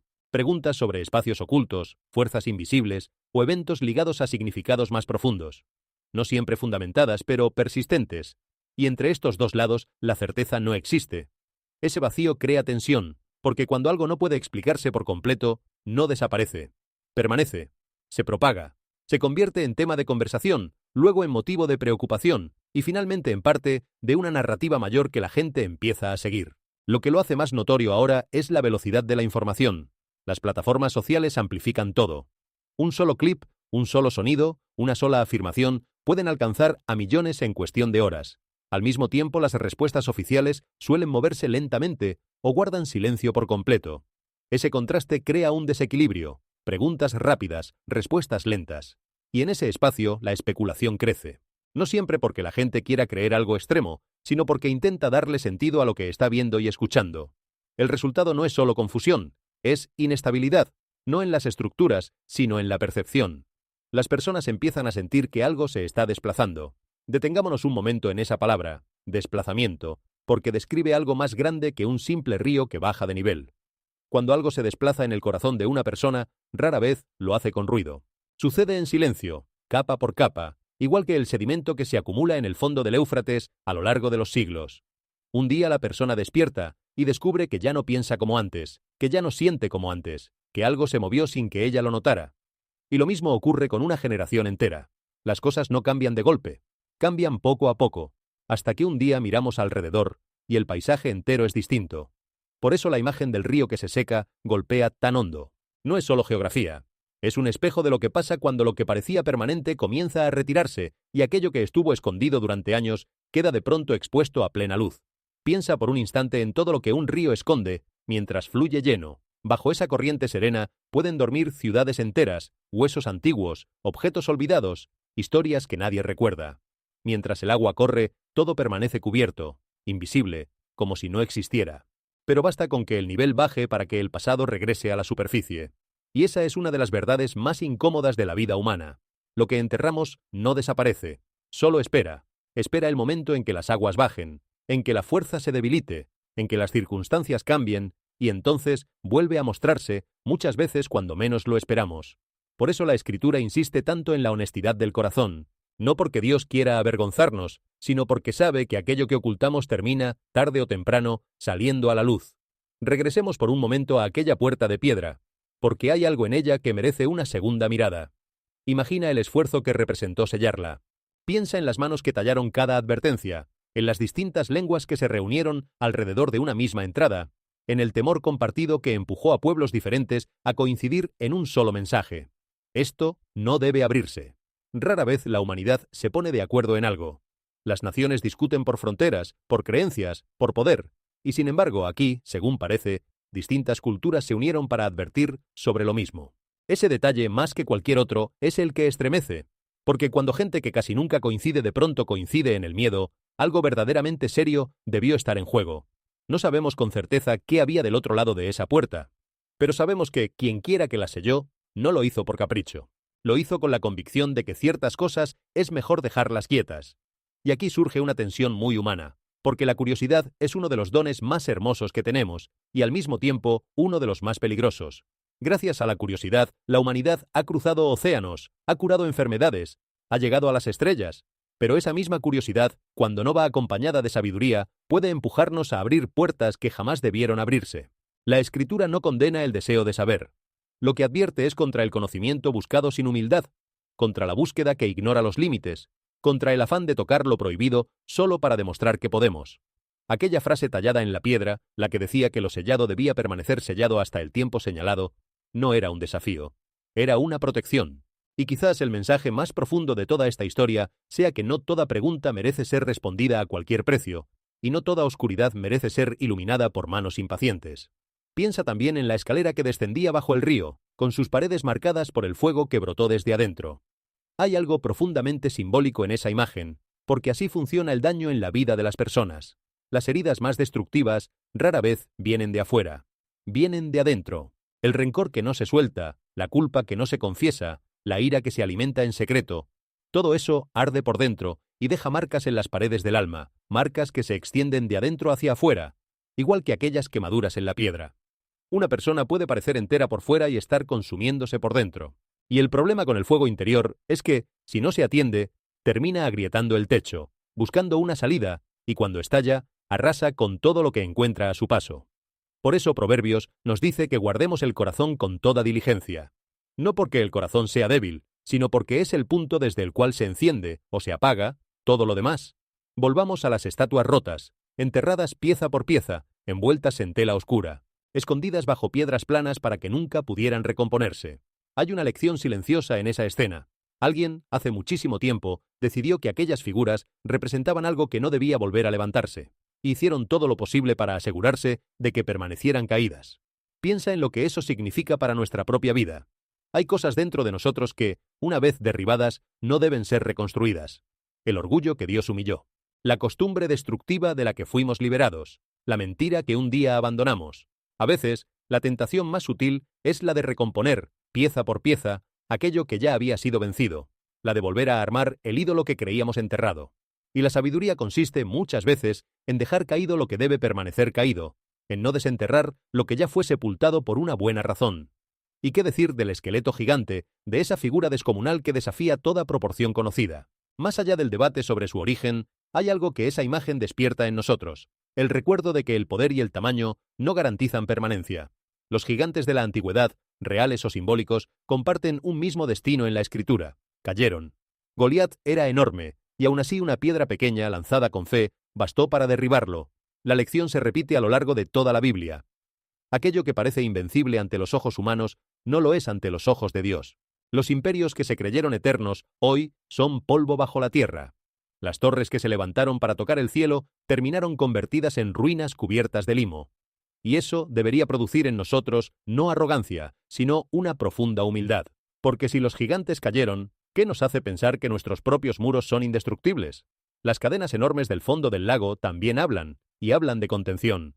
Piensa en la paradoja. Una cadena existe porque hay algo lo bastante fuerte como para necesitar ser contenido. Nadie encadena lo que es débil. Nadie sella lo que no representa peligro. Así que la sola existencia de esos eslabones colosales sugiere que, en algún momento, alguien creyó necesario retener algo de una fuerza extraordinaria.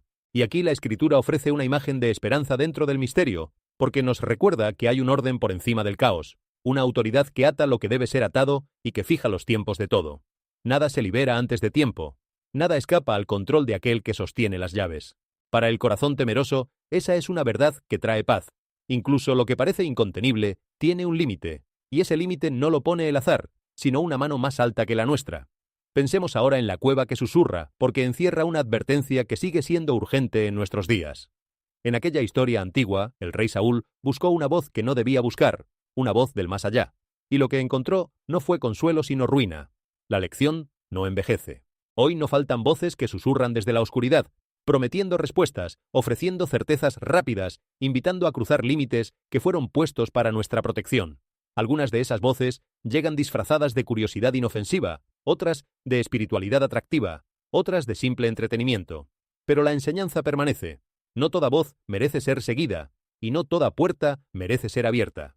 La sabiduría no consiste en escucharlo todo, sino en discernir a quién escuchamos.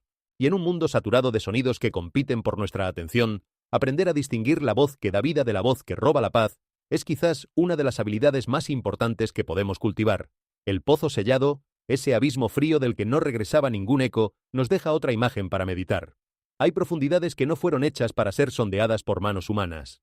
La medición descendía y descendía sin tocar fondo, y algo en esa ausencia de límite resulta perturbador, porque estamos acostumbrados a que todo tenga un fondo, un final, un punto donde la caída se detiene. Pero también hay una lectura esperanzadora escondida aquí. Así como existen abismos de oscuridad, existe una profundidad infinita de misericordia. La Escritura habla de un amor cuya altura, anchura y profundidad ningún ser humano puede medir por completo. De modo que, frente a la profundidad que asusta, hay otra profundidad que sostiene. Frente al vacío que traga los sonidos, hay una plenitud que responde a cada clamor.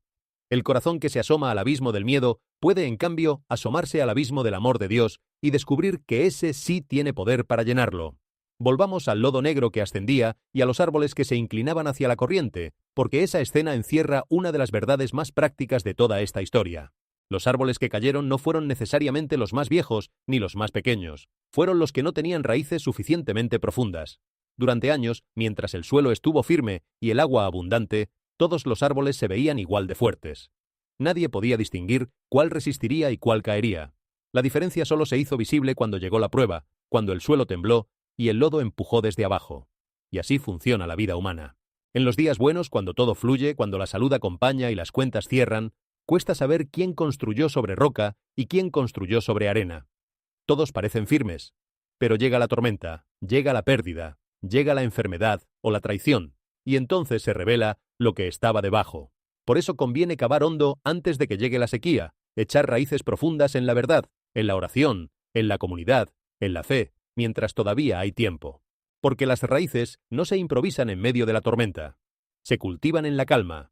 El cielo rojo sobre el río vacío nos regala una última meditación sobre las señales. Jesús reprochó suavemente a quienes sabían leer el cielo para predecir el clima, pero no sabían leer los tiempos que estaban viviendo. Y esa sigue siendo una tentación muy nuestra.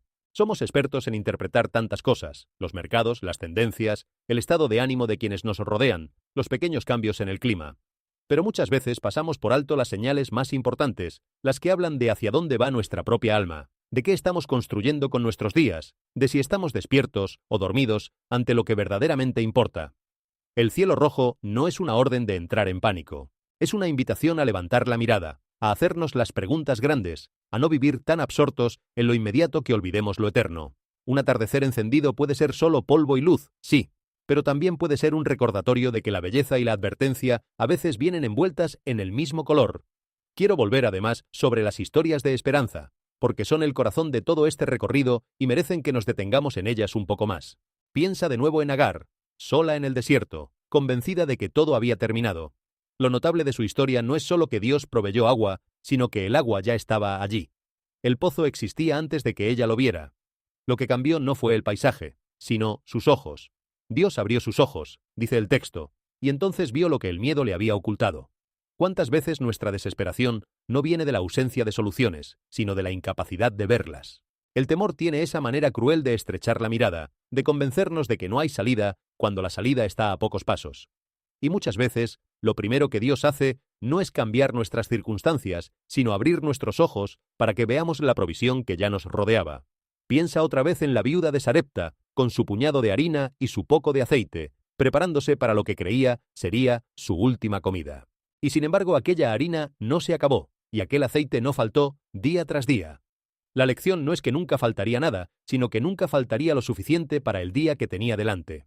No recibió un granero lleno, recibió lo necesario, una jornada a la vez. Y quizás ahí hay un consuelo enorme para quienes viven con la angustia del mañana. Dios rara vez nos muestra la provisión de todo el camino de una sola vez. Nos da el maná del día, la fuerza del momento, la gracia suficiente para la hora presente. y aprender a confiar así, un día a la vez, es una de las formas más profundas de paz que un ser humano puede alcanzar. Recuerda también a Josafat, rodeado por un ejército inmenso, admitiendo con humildad que no sabía qué hacer. Qué frase tan valiente y tan poco común entre reyes. No sabemos qué hacer. Vivimos en una época que premia la apariencia de tenerlo todo bajo control, que nos empuja a fingir seguridad, aunque por dentro estemos temblando. Pero Josafat hizo algo distinto. Reconoció su límite y en la misma frase levantó los ojos. En ti fijamos nuestra mirada. No pretendió tener las respuestas. Solo supo hacia dónde mirar. Y tal vez esa sea la diferencia entre el pánico y la fe. El pánico mira el problema hasta que el problema lo llena todo. La fe mira a Dios hasta que el corazón vuelve a encontrar su centro. No se trata de negar la amenaza, sino de negarse a que la amenaza tenga la última palabra. Y piensa una vez más en María Magdalena, llorando junto a la tumba, convencida de que hasta el cuerpo de su Señor le había sido arrebatado. Estaba tan cerca de la esperanza y no la veía porque las lágrimas le nublaban los ojos. Entonces, una sola palabra lo cambió todo. Él la llamó por su nombre. No pronunció un discurso, no ofreció una explicación larga. Solo dijo su nombre y en ese instante la desesperación se convirtió en reconocimiento. Hay algo profundamente tierno en eso. Nos recuerda que Dios no se relaciona con nosotros como parte de una multitud anónima, sino de forma personal, íntima, llamándonos por lo que somos. Por más pequeño que alguien se sienta, por más olvidado, por más perdido entre miles de millones, hay un consuelo que atraviesa toda esta historia de misterios y advertencias. El que sostiene los tiempos y sella los abismos, también conoce tu nombre. Detengámonos también en Babilonia, porque su nombre recorre toda esta historia como una sombra. Babilonia no fue solo una ciudad. Se convirtió a lo largo de la escritura en un símbolo de todo lo que el ser humano construye cuando decide levantarse sin Dios. Fue esplendor, fue riqueza, fue conocimiento y arquitectura asombrosa. Y sin embargo en su corazón latía una sola idea: alcanzar la altura por sus propias fuerzas, hacerse un nombre, tocar el cielo sin inclinarse ante nadie. Esa es la esencia de la Torre de Babel. No fue solo un proyecto de ingeniería, fue una declaración de independencia frente al cielo. Y lo inquietante es que ese mismo impulso no murió en la antigüedad. Vive en cada época, en cada generación, cada vez que la humanidad se convence de que puede prescindir de lo sagrado, de que basta con la ambición y el ingenio para construir el paraíso con sus propias manos.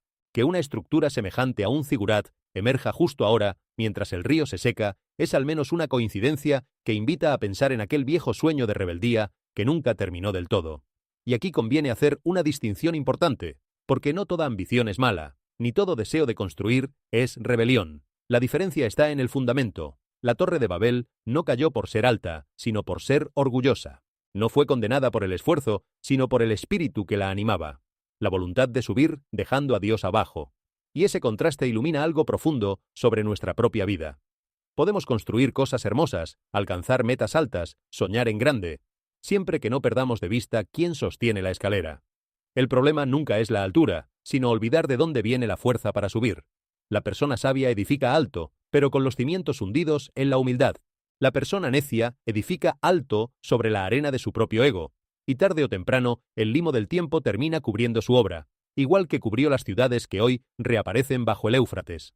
Vale la pena también reflexionar sobre la velocidad con la que hoy viajan los rumores, porque es parte esencial de esta historia. Nunca en la historia de la humanidad una sola imagen, un solo sonido, una sola afirmación pudo llegar a millones de personas en cuestión de minutos. Eso tiene un lado luminoso y un lado peligroso. Luminoso porque la verdad y la esperanza también pueden extenderse a esa velocidad. Peligroso porque el miedo y la mentira viajan igual de rápido, y muchas veces más rápido todavía, ya que lo alarmante siempre parece más urgente que lo sereno. Por eso la Escritura nos llama a examinarlo todo y a retener lo bueno, no a creerlo todo, ni tampoco a rechazarlo todo con cinismo, sino a pasar cada cosa por el filtro de la sabiduría y la calma. En un tiempo de preguntas rápidas y respuestas lentas, quien aprende a esperar, a discernir, a no dejarse arrastrar por la primera ola de emoción, protege no solo su mente, sino también su paz. El prudente, dice el proverbio, considera bien sus pasos. Y considerar los pasos, en la era de la información instantánea, es casi un acto de resistencia. Hay algo más que conviene decir sobre el miedo, porque es el hilo que atraviesa toda esta narración. El miedo no siempre es malo. En su forma sana, el temor nos protege, nos hace prudentes, nos aleja del borde del precipicio. El problema surge cuando el miedo deja de ser un guardián y se convierte en un tirano, cuando ya no nos advierte sino que nos gobierna, cuando ya no nos protege sino que nos paraliza. La Escritura describe un tiempo en que a las personas les desfallecería el corazón por el temor, no tanto por lo que veían, sino por lo que anticipaban. Y esa es una descripción muy precisa de cómo funciona la ansiedad. Rara vez nos derriba el presente. Casi siempre nos derriba la imaginación de un futuro que aún no ha llegado. Por eso el antídoto que ofrece la fe no es la negación del peligro, sino la confianza en una presencia. No temas porque yo estoy contigo. No dice no temas porque no pasará nada. Dice no temas porque no estarás solo. Y esa es una diferencia que lo cambia todo. La valentía no es la ausencia de sombras, sino la certeza de que hay alguien caminando a nuestro lado dentro de ellas. Volvamos, antes de cerrar, a la comparación con los días de Noé, porque encierra una advertencia sutil que es fácil pasar por alto. Jesús no dijo que en aquellos días la gente fuera especialmente perversa en cada gesto. Dijo que comían, bebían, se casaban, hacían planes, seguían con su vida normal, hasta que llegó el diluvio y se los llevó a todos. Lo inquietante no es la maldad evidente, sino la distracción. La gente no estaba necesariamente haciendo cosas terribles, estaba sobre todo ignorando las señales, absorta en lo cotidiano, sorda a la advertencia. Y ese es un peligro mucho más común que la maldad abierta. Es el peligro de vivir dormidos, de dejar que los días pasen sin preguntarnos nunca hacia dónde vamos, de estar tan ocupados con lo urgente que perdemos de vista lo importante. Por eso el llamado que recorre toda esta historia no es a temer, sino a despertar. Levántate del sueño, dice la Escritura. No para vivir aterrados, sino para vivir despiertos, atentos, conscientes de que cada día es un regalo y una oportunidad.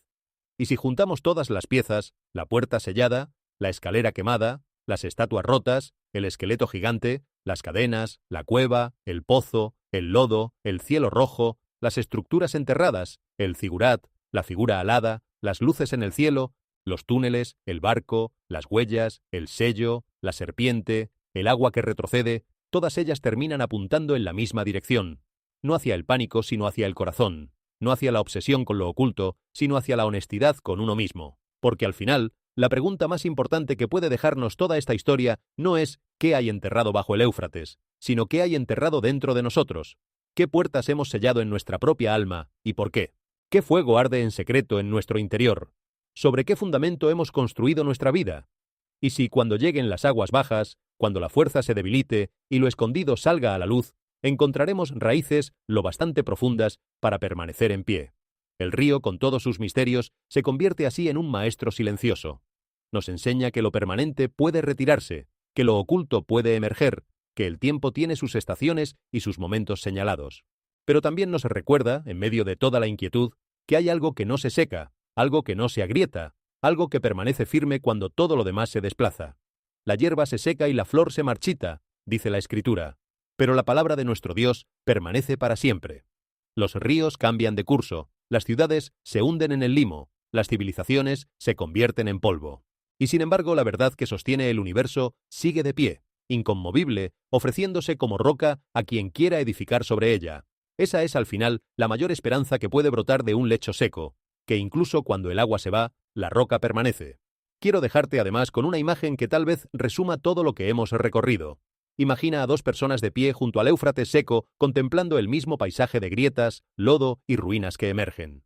Las dos ven exactamente lo mismo, y sin embargo salen de allí transformadas de maneras opuestas. La primera se va consumida por el miedo, incapaz de dormir, persiguiendo cada rumor, alimentando su corazón solo con imágenes de catástrofe, convencida de que la oscuridad tendrá la última palabra. La segunda se va distinta. También se detuvo, también se estremeció, también reconoció el misterio. Pero en lugar de dejarse gobernar por el temor, dejó que aquello la despertara. Volvió a casa y abrazó a los suyos con más fuerza. Revisó su propio corazón. Perdonó una vieja deuda. Retomó una oración que había abandonado. Decidió construir su vida sobre algo más firme que las noticias del día. Y ahí está la diferencia. El mismo río, la misma señal, dos respuestas completamente distintas. Porque al final, lo que un misterio produce en nosotros dice más sobre nuestro corazón que sobre el misterio mismo. Esa es quizás la invitación más honesta que puede hacer un video como este. No la de asustarte, ni la de convencerte de una interpretación única, ni la de venderte una certeza que nadie posee, sino la de usar todo lo que has visto como un espejo. Deja que el río seco te pregunte por tu propia sequía. Deja que la puerta sellada te pregunte por las puertas de tu alma. Deja que las raíces arrancadas te pregunten por tus propios fundamentos. Deja que las historias de esperanza te recuerden que ningún desierto es demasiado grande para que Dios abra en él un pozo, que ninguna despensa está tan vacía como para que la provisión no alcance un día más, que ninguna tumba está tan cerrada como para que la voz que llama por tu nombre no pueda atravesarla. Y si te vas de aquí con una sola idea, que sea esta: no importa cuánto se seque el río, no importa cuánto emerja de las profundidades, no importa cuántas preguntas queden sin respuesta. Hay una roca que no se mueve. Hay una luz que la oscuridad no ha podido apagar.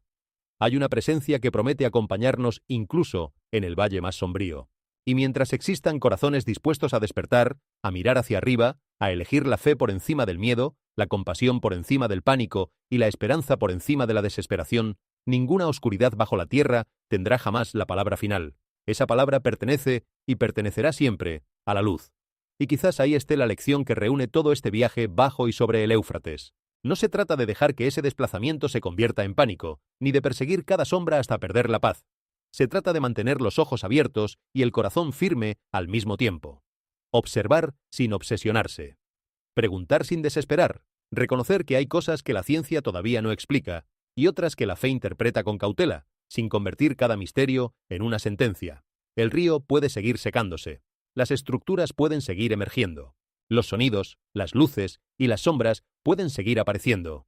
Pero por encima de cada señal permanece la misma invitación serena: despertar, mirar hacia la luz, cuidar el corazón y edificar la vida sobre lo que no puede ser sacudido. Porque al final, la última palabra no le pertenece a lo que se agita bajo la tierra, sino a aquel que sostiene la tierra entera en su mano. Si llegaste hasta aquí, gracias por acompañarme en este recorrido. Dale me gusta, comparte este video con alguien que necesite escucharlo, suscríbete y cuéntame en los comentarios. De todo lo que vimos hoy, ¿qué fue lo que más te hizo detenerte a pensar?